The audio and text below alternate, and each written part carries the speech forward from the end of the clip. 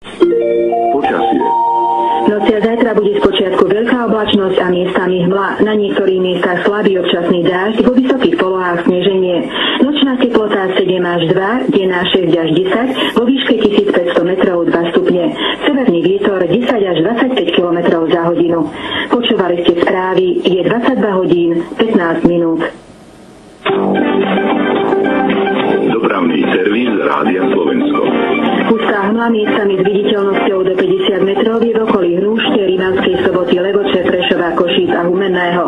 Odporúčame dodržiavať maximálnu povolenú rýchlosť aj v Bratislave na Botanickej ulici v smere k mostu La Franconi a na výjazde z Hurbanova v smere do Komárna.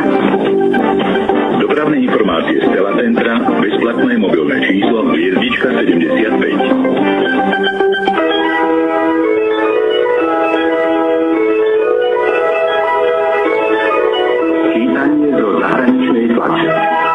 Severoatlantická aliancia sa snaží v Afganistane zachrániť vlastnú povesť. Dokáže zvládnuť iracký premiér sektárske napätie v krajine? Do boja o prezidentský post vo Francúzsku vstupuje ďalší kandidát. Pri listovaní zahraničnej tlači vás vítá Milan Buno.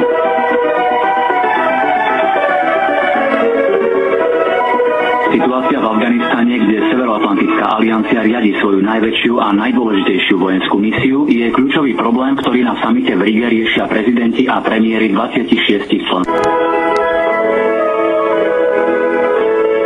Výber zo zahraničnej tlače pripravil Milan Buno.